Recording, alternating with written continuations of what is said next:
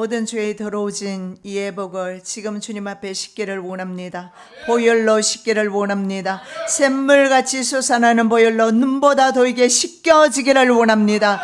예수님의 보혈로 씻기를 원합니다. 씻어 주시옵시고 더 이상 우리가 죄와 죄악과 더불어 살지 않게 도와주시고 믿음으로 온전히 승리하며 살아갈 수 있는 은혜를 도하여 주시옵소서. 오늘도 하나님의 말씀을 우리 시대와 함께 분별하기를 원합니다.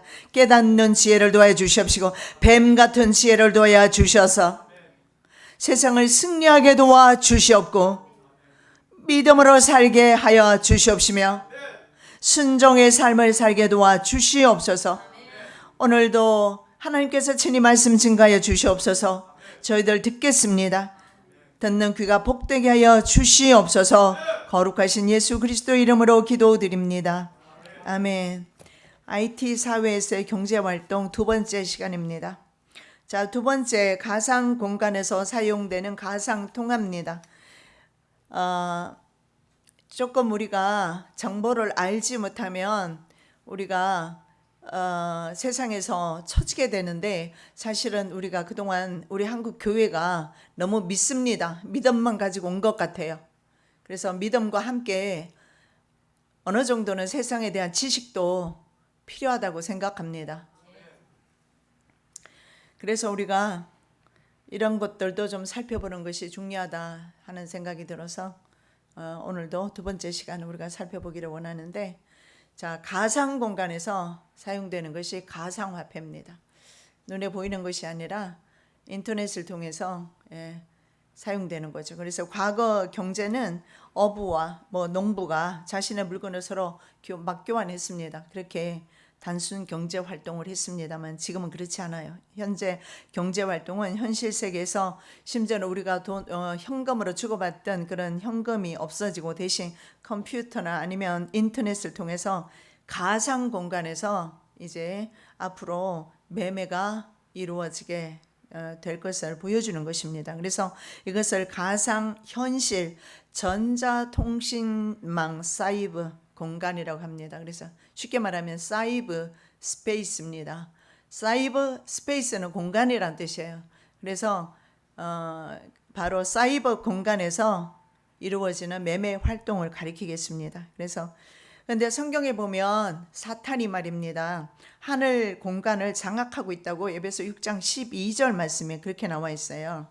거기에 말씀에 보면 heavenly realms라는 말을 쓰는, realm이라는 말도 역시 영역이란 뜻입니다. 스페이스와 같은 의미가 있는데 바로 하늘 스페이스를 장악하고 있는 것이 사탄인 것을 볼 수가 있고, 그 사탄의 지혜는 일부의 사람들에게 주어져서 심지어는 세계 권력을 장악하고 있는 그런 시대에 우리가 살고 있어요. 그래서 예수님께서 우리에게 말씀하시기를 지혜는 좀 사탄에게 좀 배우라고 그렇게 말씀하고 있어요. 사탄에게 배울 수 있는 것은 지혜입니다. 그래서 우리가 이런 경제 활동은 우리가 사는 날 동안에는 가장 중요한 것입니다. 그래서 무시할 수 없는 부분인데 이 부분을 이해하는 게 좋을 것 같아요. 자, 인류 최초 문화였던 바로 메소포타미아 문명의 수메르 사람들은요, 언제부터 글을 쓰기 시작했냐면 기원전 3000년부터 글을 쓰기 시작했어요.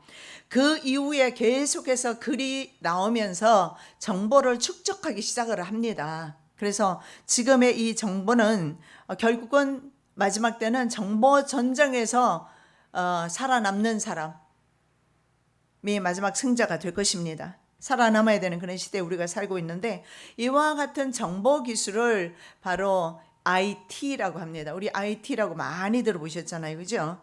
IT라는 것은 Information Technology입니다. 정보 기술이라는 뜻이에요. 그래서 이 정보 기술 그래서 지금은 정보를 통해서 모든 지식이 축적되고 심지어는 매매까지 이 정보 통신 기술을 통해서 이루어지는 그런 시대에 살고 있어요. 자, 전기통신이나 방송, 컴퓨팅은 정보 처리라든가 컴퓨터 시스템, 네트워크 일체를 가리키죠. 그리고 컴퓨터 하드웨어, 컴퓨터 소프트웨어, 그리고 멀티미디어를 포함한 것이 바로 컴퓨팅이라고 합니다. 이런 통신망 등 사회 기반을 형성하는 유형이나 무형의 기술 분야, 그것이 바로 IT 산업이라고 하는데 바로 마지막 4세대 기술입니다. 이 4세대 기술 가운데 하나가 바로 전파 무기도 여기에 포함이 되어 있어요. 자, 이 기술이 말입니다. 위성과 각 지역 심지어 우리가 눈에 보이는 건물의 옥상마다 설치되어 있습니다. 그래서 설치되어 있는 그것을 중계기라고 하는데 이 중계기를 통해서 위성과 중계되어 있는 심지어 여러분이 핸드폰을 가지고 있는데 핸드폰도 이 중계기를 통해서 사실은 수신이 되고 있다는 사실이에요. 그래서 핸드폰, 컴퓨터 등의 기기들과 연동되어 있습니다. 그래서 모든 사람의 주거 활동에 사용되고 있어요. 그래서 IT 정보기술의 혜택을 누리지 않는 사람이 현재는 한 명도 없다. 물고기나 서로 이렇게 교환하는 시대가 더 이상은 아니라고. 그래서 예수님의 말씀이 사탄의 지혜를 배우라는 시대는 배우라는 말씀은 오늘 이 시대에 주신 말씀이라고 생각이 됩니다. 자, 사탄은 최첨단 정보통신망을 구축해서 사람들을 통제하려 하는 그런 계획을 가지고 있어요. 이렇게 하면 제가 너무 나간다고 말할 수도 있는데 저는 이런 정보 시스템을 통해서 통신 시스템을 통해서 이건 사탄의 지혜라 저는 그렇게 생각이 돼요. 그래서 생체 칩이 사람 몸속에 들어갑니다. 그러면 유전인자를 변형시켜요. 그리고 정보통신망을 이용해서 사람들을 조종할 수가 있는 겁니다. 자, 이 칩은 매매를 위한 경제 수단이기 때문에 사람들은 받을 수밖에 없습니다. 우리 하루 일상을 한번 보겠습니다. 아침에 일어나면 어땠습니까? 핸드폰을 통해서 시간, 날짜, 뉴스, 스케줄 체크합니다. 핸드폰 하나면 모든 전 세계 돌아가는 정보를 수집할 수가 있어요. 자동차는 어때요? 컴퓨터 시스템에 의해서 이루어지고 있고 가고 있고 그리고 기름을 넣어야 굴러가고 버스나 전철을 타려면 QR 코드나 칩이 내장된 카드를 찍어야 합니다. 그리고 빵이나 커피를 사 먹어야 되고 식구를 위해서 음식을 사야 되고 때때로 기차나 비행기도 타야 합니다. 자녀를 만나기 위해서도 우리는 이런 것들을 사용해야 되죠. 그래서 우리가 지금 현재 다 사용되고 있는 모든 이런 시스템이 사실은 정보통신과 연결되어 있다라는 거예요. 그래서 이 정보통신만큼 편리한 것이 없어요. 사람으로 하여금 얼마나 편리합니까? 옛날에는 전화를 해도 핸드폰이 없었죠. 집에 가야 서로 전화 통화할 수 있고 공중전화에 찾아가서 전화를 해야 되고 그런 시대에 우리 살았지 않습니까?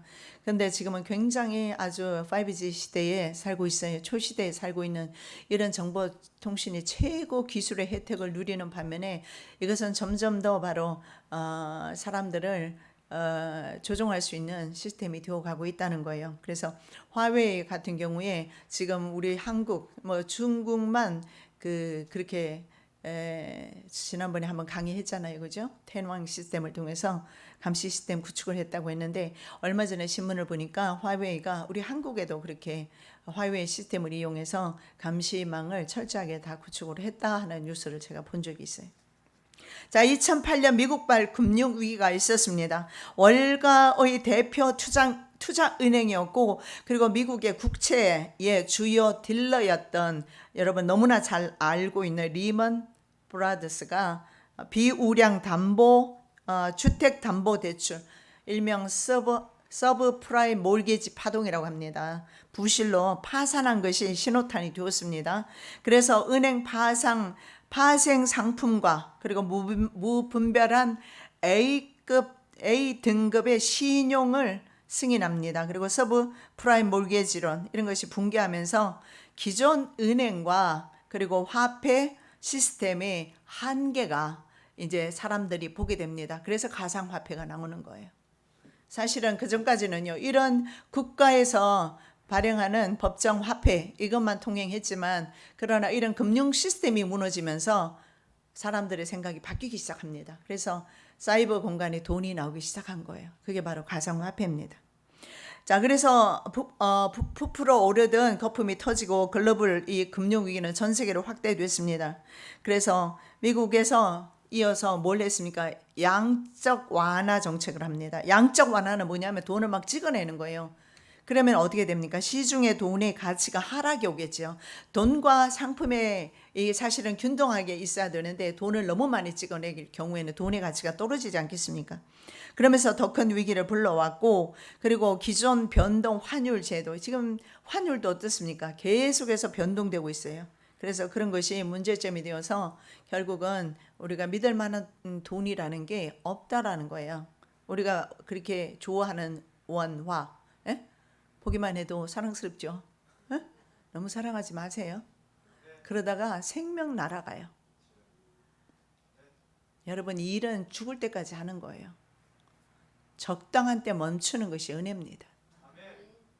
자식을 사랑하는 것도 마찬가지고, 그리고 세상 모든 일이 마찬가지예요. 만사의 때가 있어서 손을 놓는 날이 있어요. 손을. 아무것도 사랑도 해줄 수도 없고 돈도 벌 수도 없고, 그 날이 반드시 온다라는 거예요. 그래서 제가 지금 뭘 말씀드리느냐, 믿을 만한 돈이 없다라는 거 말씀드리는 거예요.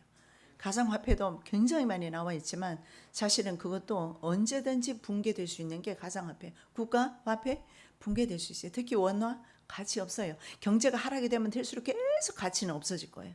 베네수엘라 가치처럼, 돈의 가치처럼, 볼리바라든가 이런 가치처럼 이렇게 계속해서 떨어지게 될 거예요. 자, 이런 식으로 미국에서 미국 리먼 브러더스 문제가 비우량 주택 담보 대출이 문제가 되면서, 왜냐하면 신용이 되지 않는 사람에게, 저도 처음에 미국 갔을 때 6개월 있다가 집을 살 수 있는 그런 걸 봤어요. 왜냐하면 신용이 없는데도 불구하고 집을 막 담보 대출해 주었어요. 일부러 그렇게 한 것 같아요. 그렇게 해서 결국은 집값을 내지 못하면서 이런 사태가 결국은 글로벌 금융 위기까지로 번지게 되었습니다.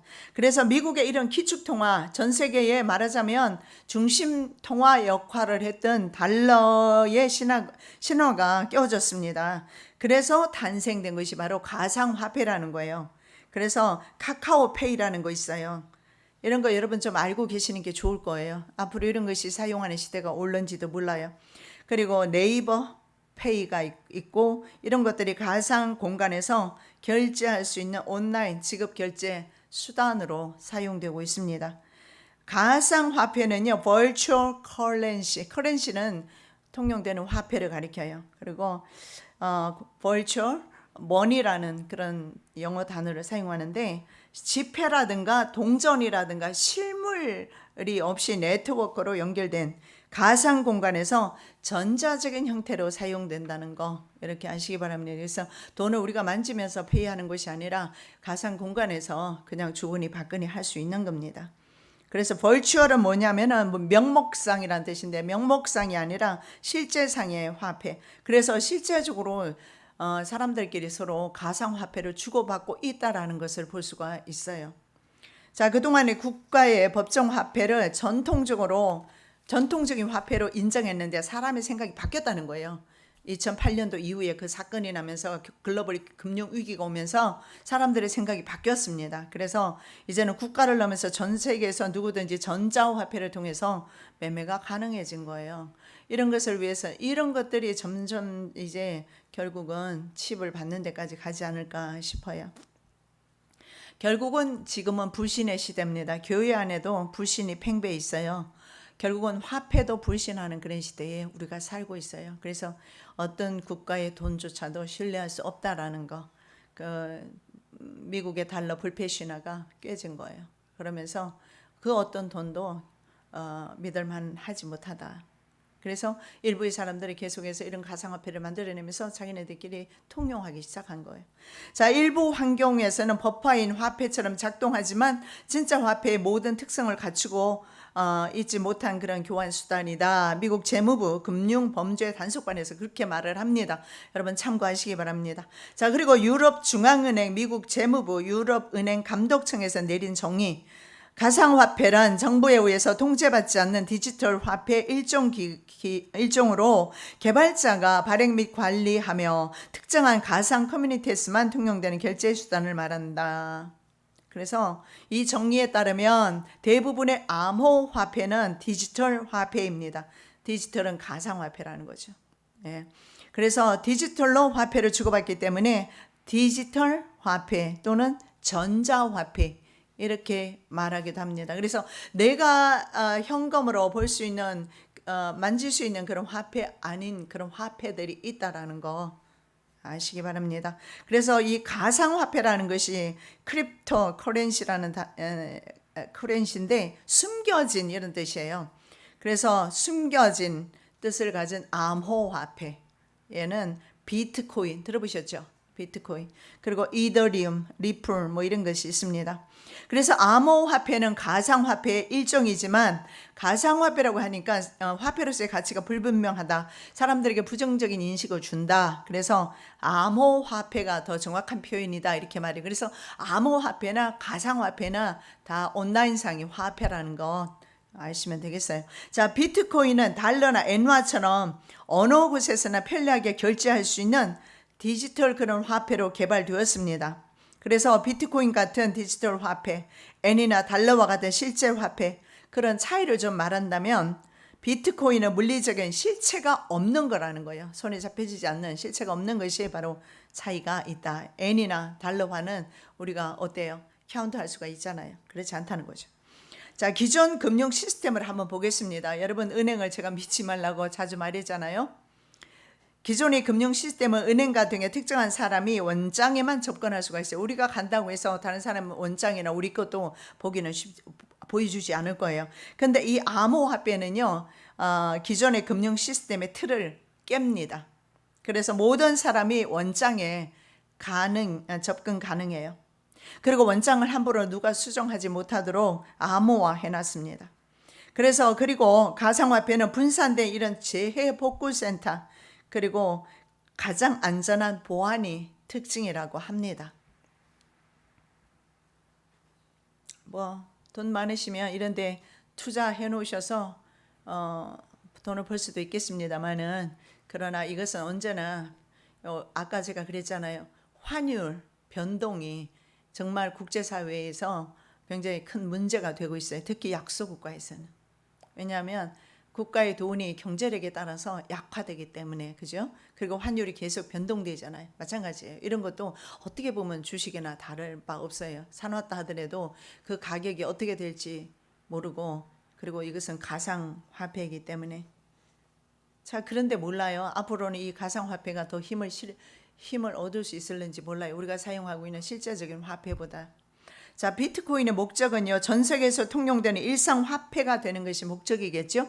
더 이상 국가를 믿지 않는다는 거죠. 국가를 믿지 않고 법정 화폐를 믿을 수가 없는 겁니다. 그래서 전 세계에서 통용되는 일상 화폐가 되기를 원해요. 그래서 비트코인은 물리적 실체가 있는 지폐나 동전을 사용하는 것보다 PC나 스마트폰의 디지털 지갑에 저장됩니다. 그래서 스마트폰에 여러분 저장해서 돈을 저장해 놓고 다닐 수가 있어요. 나중에 이런 것들은 우리 몸속으로 들어가게 되겠죠, 그죠? 모든 신용이라든가, 그다음에 크레딧이라든가 이런 것이 이제 다 하나로 이제 하나로 만들어서 그것을 이제 몸속에 넣게 되겠죠. 그래서 이런 스마트폰의 디지털 지갑에 저장됩니다. 그래서 전 세계에서 제품과 서비스를 구매하는데 사용할 수가 있어요. 그래서 이렇게 스마트폰에 저장해 놓고 스마트폰 하나만 내밀면 사실은 물건을 다 살 수 있는데, 이것이 조금 발달되면 스마트폰도 도난당할 수 있고 잃어버릴 수 있잖아요. 그런데 몸속에 넣으면 가장 안전하다. 그래서 몸속에 넣으려는 그런 시도를 많이 하겠죠. 그런데 그것도 또 문제가 있어요. 그 사람을 죽여서 그 몸을 예를 들어서 손이라든가 이마를 사용할 수도 있고, 아니면 일부의 장기를 손상할 수도 있고, 참 위험한 그런 시대에 우리가 살고 있는 것 같아요. 자, 비트코인 아직 초기 단계에 있습니다. 달러나 엔화와 같은 정보 화폐와 비교할 때 비트코인만의 편리함, 안전성 및 전 세계에 통용되는 그런 글로벌적 그런 성격을 고려했을 때 비트코인이 차세대 디지털 화폐가 될 가능성이 있다라고 전문가들은 말합니다.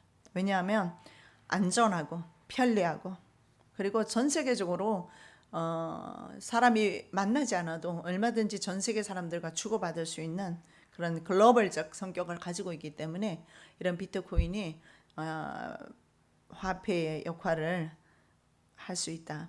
자, 온라인 게임 분야에서는 디지털 화폐가 이미 광범위하게 사용되고 있다라고 합니다. 게임 세계에서 실제 화폐로 가상화폐를 사용해서 구매를 한다고 해요. 그리고 이처럼 독특한 가상화폐를 이용해서 게임 아이템을 살 수가 있습니다. 이러한 디지털 화폐는 온라인 게임 영역에서 굉장히 가치가 높다라고 합니다. 그래서 어떤 온라인 웹사이트는요, 디지털 화폐와 비슷한 것을 제공하고 있습니다. 예를 들어서 1000엔으로 1000포인트를 구매할 수가 있습니다. 그러면 이렇게 구매한 포인트는요, 해당 웹사이트에서 새로운 제품과 서비스를 서로 이렇게 교환할 수가 있는 거죠. 인간은 생존 인류가 될 때부터 서로 뭔가 주고받으면서 살아왔습니다. 지금까지.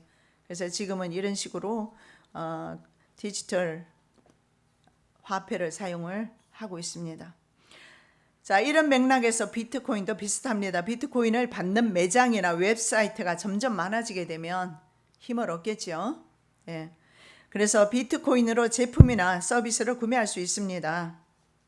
그래서 어느 한 시점에 오면 한 성도 간에도 온라인 웹사이트를 통해서 이런 디지털 화폐를 사용할 수 있지 않을까 그런 생각이 들어요. 뉴스입니다. 천만을 넘보는 비트코인. 미중 분쟁, 기업 투자에 다시 불붙어. 자, 미국과 중국이 지금 무역 전쟁하고 있어요. 그런데 글로벌 기업들이 있어요. 페이스북이라든가 나이키, 스타벅스 이런 글로벌 기업들이 현재 블록체인 투자에 블록체인에 투자하고 있습니다. 그래서 가상통화 가격에 현재 영향을 주고 있다고 그래요. 계속해서 가상통화 화폐가 가격이 높아지겠죠. 이런 글로벌 기업들이 합류하고 있기 때문에. 자, 비트코인 상장 지수 펀드가 미국 증권거래위원회로부터 승인을 받았다. 지난 만우절이에요. 4월 달에 이 뉴스가 나왔어요. 그런데 하루 만에 시세가 15% 올랐다고 합니다. 그리고 내려가지 않고 있다고 그래요. 만우절에 이렇게 나온 거짓말인데도. 이유는 글로벌 기업의 블록체인 사업 투자. 이 글로벌 기업들이 여기에 대해 계속 투자를 하고 있어요. 그리고 미중 무역 전쟁이 본격화되면서 가상 통화 시세가 급등하고 있다라는 거예요. 세계 최고 강대국 두 나라 갈등으로 글로벌 경제의 불안전성이 높아졌습니다. 그래서 오히려 사람들이 생각할 때 이 가상화폐가 안전자산이다. 그렇게 인식되고 있다는 거죠. 그래서 그러나 문제는 국가가 인정하는 법정 화폐가 아니기 때문에 이게 중요한 거죠. 이것도 중요한 부분이에요. 그래서 명확한 그리고 법정 화폐도 아니고 그리고 명확한 분석에 근거하거나 뭐 어떤 히스토리 그동안 오랜 역사를 가지고 있거나 이런 것에 기반되지 않았기 때문에 가상 통화는 언제든지 급락할 수 있다라는 단점이 있다고 그래요. 그래서 예전이나 지금이나 가상 통화 시세는 투자자들의 심리의 변화만으로 움직이고 있기 때문에 이것도 상당히 불안정하다. 그래서 여러분, 이 지금 돈이라는 것 자체가 말입니다. 전 세계 모든 돈이 사실은 굉장히 지금 불안정한 상태로 돌아갔어요. 보세요. 이런 그 가상화폐들이, 이런 암호화폐들이 말입니다. 우리가 실제로 사용하고 있는 돈을 부인하고 있지 않습니까? 그래서 그들끼리 새로 만들어낸 것이 게임 세계에서는 이미 자기네들이 가상화폐 가지고 충분히 주거니 받거니 할 수 있어요. 그렇게 해서 이미 나름대로 매매를 할 수가 있단 말이죠. 그래서 전 세계에서는 그 돈이 그렇게 어느 것이라고 해서 어느 특별한 달러라 미국 달러라고 해서 특별히 거기에 신뢰를 줄 수가 없다라는 것을 볼 수가 있습니다. 지난 몇 년 동안 생겨난 수천 개 암호화폐는 그러니까 암호화폐가 계속 막 생겨나는 거예요. 국가 화폐를 믿을 수가 없으니까 암호화폐가 막 생겨났겠죠. 결국 가치가 없어질 것이며 비트코인은 디지털 금이 되기 위한 경쟁에서 이겼으며 젊은 세대에게 금을 대신한 안전자산으로 인식될 것이다. 암호화폐 벤처 투자업체 디지털 커런시 그룹의 CEO가 이렇게 말을 했어요. 그리고 또 어떤 사람은 암호화폐 전문 상업은행 CEO입니다. 기관 투자자들이 올해 하반기에 암호화폐 시장에 진출할 것이며 벡트와 그리고 피델리티 등 신뢰도가 높은 자산 운용사들이 자산 수탁 솔루션을 출시함에 따라 기관 투자자들이 점점 암호화폐 시장으로 진출하게 될 것이다. 그래서 서로 이렇게 생각이 조금 차이가 있는 것 같습니다. 투자가 몰리는 경우도 있고, 그리고 안전 자산으로 인정하기는 좀 불안전한 감도 있고. 자, 실제로 미국과 중국이 각각 관세 부과를 발표한 날에 비트코인 시세가 전날 대비 13%까지 뛰었다라고 합니다. 미중 무역 전쟁으로 인해서 불안 심리 때문에 그런 거예요. 그래서 일부 투기 자금이 비트코인으로 몰리고 있어요. 비트코인이 요동하면서 다른 가상화폐들도 역시 상승세로 지금 현재 돌아서 있다고 합니다. 자, 문제는 이 가상화폐가 언제든지 해킹당할 수 있어요. 지금 북한이 그걸 하고 있잖아요. 그래서 사이버 머니라는 것이에요. 해킹당할 수 있는 사이버 머니예요. 아까 그랬잖아요. 사이버 머니는 가상 화폐라고 그랬잖아요. 가상 공간에서 컴퓨터상에서 주고받을 수 있는 가상 화폐예요. 그러다 보니까 이게 해킹당할 수가 있어요. 그래서 지금 그리고 또 전 세계적으로 수천 가지 가상 화폐가 있어서 가상 화폐 난립 현상까지 일어나고 있어요. 그래서 이런 점에서 가상 화폐의 가치가 떨어질 수 있다. 언제든지 급락할 수 있다. 가상화폐 거래소가 있어요. 빗썸, 업비트 이런 화폐도 거래소까지 다 있어요. 이렇게 사용하고 있습니다. 자, 블록체인에 대해서 가상화폐는 이 정도로 여러분 이해하고 계시면 좋을 것 같아요. 어느 정도 이해는 됐을 거예요. 자, 그다음에 사용자 모두가 참여하는 블록체인에 대해서 한번 살펴보겠습니다. 블록체인. 이거 지난번에 우리가 좀 하려고 했었던 건데 못했습니다. 그래서 한번 보겠는데 다시 한번 보겠습니다. 자, 데이터 분산 처리 기술입니다. 데이터를 분산해요. 원장에 옛날에 은행은 은행 직원이라든가 은행장이라든가 들어갈 수 있지만 이제는 회원이면 다 들어갈 수 있는 그런 네트워크에 참여하는 사용자가 다 참여할 수 있는 거예요. 데이터 분산 처리 기술. 블록체인은 네트워크에 참여하는 사용자가 모든 거래 내역 등의 데이터를 분산 혹은 저장하는 기술입니다. 개인과 개인의 거래라고 해서 P2P라고 그럽니다. P2P. 사람과 사람의 그 데이터가 기록되는 말하자면 공공거래 장부예요. 이것이 바로 블록체인입니다. 자, 사용자의 데이터가 블록이라고 합니다. 사용자의 자신이 가지고 있는 데이터가 블록입니다. 여러분 들어보셔서 이거는 이제는 이해가 되죠? 자, 시간이 지나면서 순차적으로 연결된 체인의 구조를 갖고 있어요. 예, 데이터가 블록인데 서로 데이터를 다 가지고 있잖아요. 이것이 나중에 체인이 되는 거예요. 자, 모든 사용자가 거래 내역을 보유하고 있기 때문에 거래 내역을 확인할 때 모든 사용자가 보유한 장부를 서로 대조하고 확인할 수 있어요. 그래서 이것을 공공 거래 장부 혹은 분산 거래 장부라고 할 수 있습니다.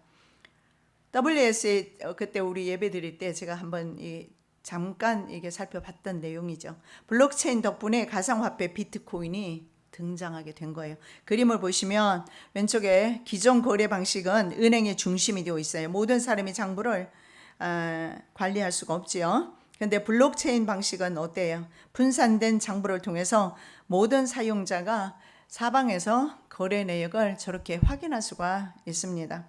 페이스북은 이스라엘 개발센터의 블록체인 팀을 구성을 시켰어요. 인재 채용에 나섰고 그리고 올해 상반기 안에 역시 암호화폐를 발행할 계획이라고 합니다. 그래서 이런 것들을 여러분 한번 눈여겨보시기 바랍니다. 페이스북이 이스라엘이 암호화폐 블록체인 팀을 구성을 했어요. 자, 이스라엘 IT 기업의 시린랩스가 있어요. 시린랩스는요, 자체 암호화폐 지갑을 탑재한 블록체인 스마트폰 핀니를 출시했어요. 우리나라에도 나온 걸로 알아요. S10. 예. 세계 첫 블록체인 스마트폰 핀니입니다. 법정화폐와 이것은요, 희한하게도 법정화폐, 실제로 사용되는 법정화폐와 암호화폐 간의 거래까지 가능하다고 그래요. 자, 일본 최대 구직 업체라고 합니다. 리크루트 홀딩스. 자회사가 바로 RSP입니다. 그 회사를 통해서 블록체인 스타트업에 2,500만 달러를 블록체인 투자 기금을 마련해서 역시 이스라엘 스타트업에 비임에 투자를 했다고 그래요. 이 RSP는요, 사물, 인터넷, 그리고 핀테크 등의 차세대 핵심 기술에 대한 투자 기금을 운용하고 있습니다. 그리고 블록체인 기금은 그 중에 하나입니다. RSP 관계자가 이렇게 말해요. 우리는 블록체인과 탈중앙화에 대한 강한 믿음을 가지고 있다. 암호화폐 공개수가 아직까지는 상대적으로 적지만 거울의 흐름이 상당히 향후 전망도 긍정적으로 보고 있다. 일단 뭐 글로벌 기업들이 여기에 투자를 하고 있어요. 그래서 이런 암호화폐도 없자면 법정화폐와 동시에 사용 가능할지도 몰라요. 그래서 여기에 대한 우리 지식을 좀 가지고 있어야 돼요. 우리는 그래서 뭐 옛날에 아날로그 방식이 있잖아요. 그냥 손으로 그냥 계산할 수 있고 주고 받고 할 수 있는 것만 생각을 하는데 지금은 우리는 디지털 세계에서 화폐까지도 디지털 화폐로 나와서 가상화폐로 주고받는 그런 시대예요. 자, 암호화폐 품은 스마트폰 안에 암호화폐가 이제 탑재가 돼요. 블록체인 대중화 시대 요나 신문 뉴스예요. 스마트폰의 암호화폐 지갑 기능을 최초로 탑재한 삼성전자 갤럭시 S10 암호화폐 지갑 기능을 탑재해 놓고 있다고 그래요. 그래서 가상화폐 얼마든지 블록체인에 이걸 핸드폰을 사용해서 사용할 수가 있어요. 그래서 갤럭시 S10은요 암호화폐 생태계의 구세주라고 그렇게 불린다고 그래요. 그래서 파급력이 대단할 것이라고. 자, 이곳에 탑재된 블록체인 키스토어 이거 잘 들어보시기 바랍니다. 여기에 탑재되어 있어요. 지금 이 삼성 그 갤럭시 S10을 말해요. 여기에 블록체인 키스토어가 있어요. 암호화폐 거래와 블록체인 서비스를 이용할 때 사용되는 키예요. 그래서 개인 키를 안전하게 보호해주는 그 키를 보호해주는 개인 키를 보호해주는 기능을 하는 것이 바로 블록체인 키 스토어라는 게 있어서 아무나 열고 닫고 못하게 하는 그런 역할을 하는 것 같아요. 이 개인 키, 블록체인 키 스토어 개인 키를 통해서 사용자들은 암호화폐를 송금하거나 결제하고 금융상품 가입이나 대출 서비스 등의 핀테크 서비스를 받을 수 있다고 그래요. 이 핀테크가 뭐냐면 핀은 파이낸스라는 뜻이에요. 경제, 재정 뭐 이런 뜻이고 그 다음에 테크는 테크놀로지 기술이에요. 그래서 결국은 기술과 금융이 합쳐진 거예요. 이것이 신기술이에요. 기술과 금융이 합쳐졌어요. 그리고 어때요? 정치계와 그리고 경제계도 합쳐져 있고 그리고 종교계도 합쳐지고 이것이 바로 단일 문화 시스템으로 단일 종교 시스템, 단일 문화 시스템 그리고 글로벌리즘으로 가는 길이 아닐까 생각을 합니다. 자, 그래서 이 핀테크요. 핀테크 기술. 이것은 바로 금융과 기술을 융합한 신기술인데 은행에 가지 않고 핸드폰으로 여러분 무엇이든지 다 할 수 있잖아요. 그죠? 입금, 송금 뭐 그리고 블록체인에 참여할 수 있고 모든 것을 다 할 수가 있어요. 그래서 인도네시아 핀디엑스라고 펀디엑스 블록체인 핸드폰 엑스폰을 거기 인도네시아에서도 공개했어요. 엑스폰은 블록체인 모두에서 중앙통신사와 완전히 독립적으로 실행이 됩니다. 그래서 각각의 스마트폰이 노드로 연결되어서 각종 데이터를 연결하는 기술이 적용이 됩니다. 각각의 노드를 통해서 전화 메시지 데이터 연결도 가능하고요. 대만 HTC는요. 블록체인 스마트폰 엑스도스 1에다가 여러 앱을 추가했다라고 합니다. 이렇게 우리는 잠만 자고 나면 다니엘이 말했던 지식이 더해지고 있어요. 다니엘이 마지막 때는 사람들이 많이 바쁘게 될 것이고 지식이 많아지게 될 것이다. 그래서 이런 지식들이 엄청난 지식들이 많아지고 있는 걸 보게 됩니다. 이것은 참고로 제가 말씀을 드리면 제로페이라는 거예요. 여러분 제로페이도 많이 들어보셨죠? 제로페이는 뭐냐면 QR 코드라고 QR 코드는 아시죠? QR 코드로 소비자 계좌에서 우리가 밥을 먹었습니다. 어느 식당에 가서 그러면 QR 코드를 사용해서 내가 밥을 먹어 내 통장의 계좌에서 그 상인의 계좌로 결제 금액이 이체되는 것을 말해요. QR 코드. 그러면 이체될 때 금융회사가 이체 수수료를 부담하게 됩니다. 그러면 소비자는요 혜택을 받게 되죠. 그래서 소득 공제율이 40% 적용이 되어서 심지어 연말 정산이 75만 원 정도 환급이 된다고 합니다.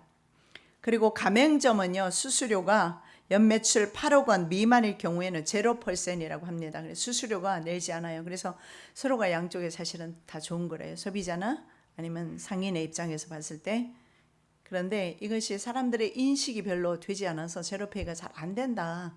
이렇게 예를 들어서 우리가 크레딧 카드를 사용하면 거기에서 어떻습니까? 우리가 사용할 때마다 우리는 물건값만 내는 것 같지만 실제로는 크레딧 카드를 사용할 때마다 그 상인들 입장에서는 계속 수수료가 빠져나가거든요.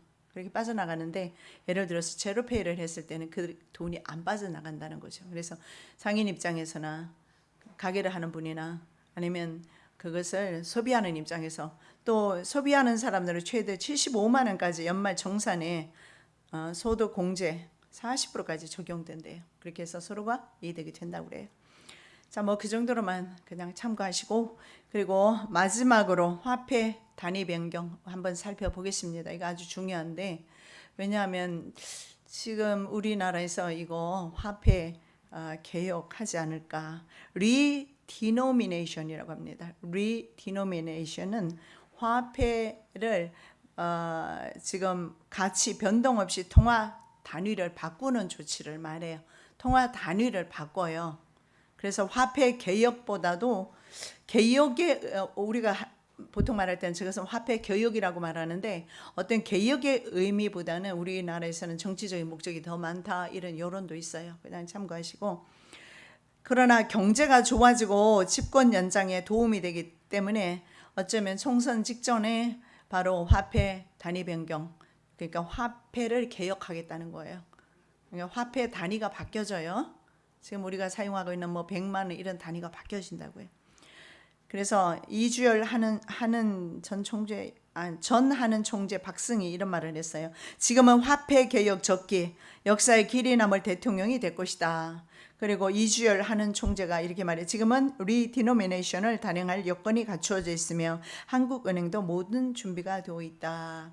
그래서 늘 아까도 제가 말씀드렸지만 돈은 믿을 게 못 돼요. 화폐 가치가 이루어졌을 때 아마 그 가치는 엄청나게 이제 급락을 하게 될 건데, 자, 박운섭 한국은행 발권국장은 이렇게 말해요. 언젠가는 리디노미네이션을 해야 한다. 국회가 공론화 해주라 이렇게 말해요.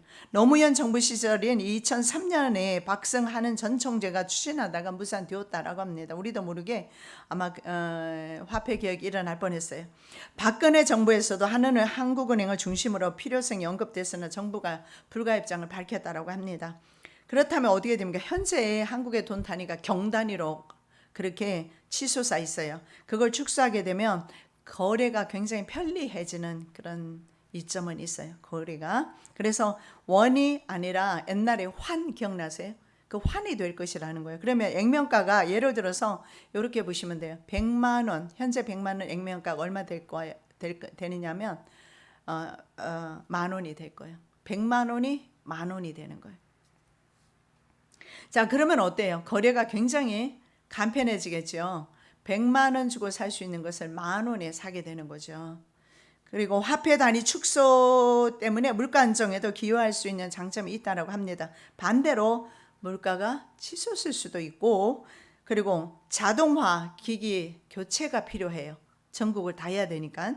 그래서 전산 시스템 전면 수정을 해야 되는 그런 부담이, 경제적 부담도 있다고 합니다. 그래서 최근에 이런 리디노미네이션 논란이 계속 일고 있어서 일부 자산가들은 미국 달러를 계속 사기 시작한대요.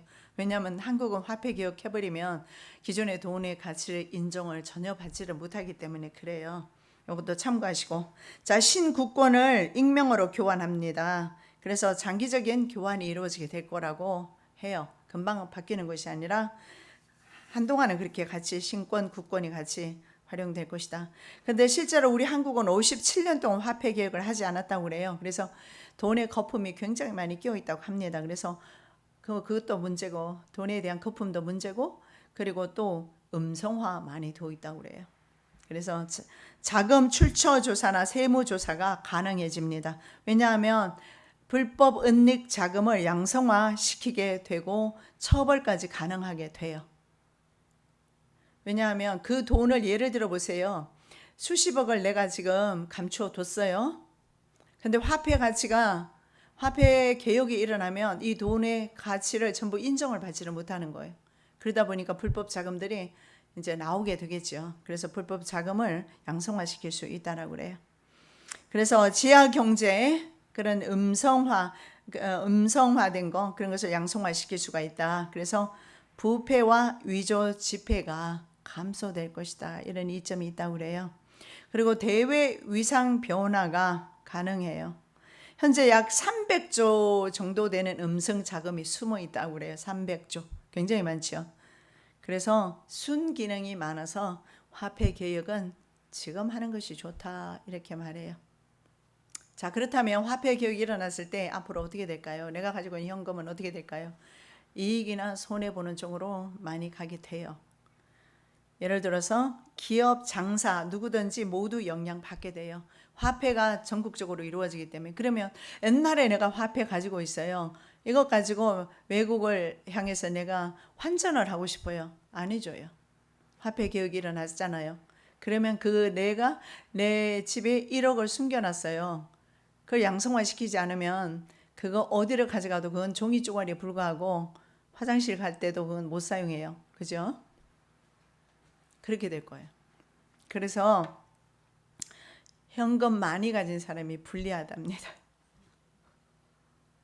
예, 그리고 전세금, 전세 사는 사람들, 전세금도 역시 현금이기 때문에 불리하다고 그래요. 차라리 집을 가지고 있으면 집값이 떨어지더라도 그냥 자기 집이니까 상관이 없지만, 그런데 문제는 전세금은 어떻습니까?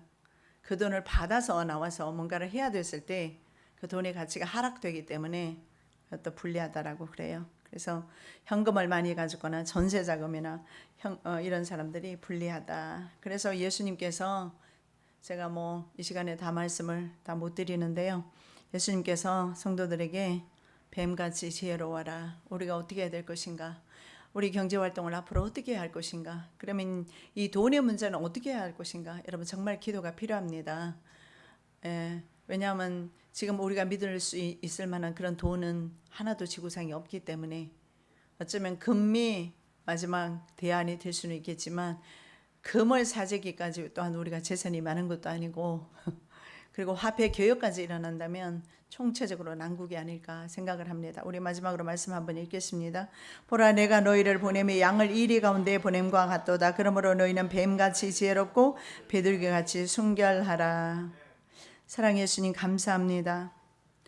우리는 경제에 대해서 잘 모릅니다. 그러나 이 경제는 우리가 살아가는 데 있어서 가장 중요한 것입니다. 돈의 가치가 전 세계적으로 이렇게 하락되고 믿을 수 없음에도 불구하고 여전히 아버지 하나님, 심지어는 성도들조차 돈 때문에 아버지 하나님 자신의 목숨까지도 걸고 매달려 있는 수많은 아버지 사람들을 봅니다. 아버지, 이제는 우리는 우리의 눈을 아버지께로 향하기를 원합니다. 주님만을 바라보기를 원합니다. 저희들에게 뱀같은 지혜를 도와해 주셔서 이 마지막 시대에, 험난한 시대에 경제적으로 불안정하고 또 정치적으로 불안정한 이 시대에 살면서 오직 주님만을 바라보면서 믿음으로 승리하는 삶을 살게 하여 주시옵소서. 거룩하신 예수 그리스도 이름으로 기도드립니다. 아멘.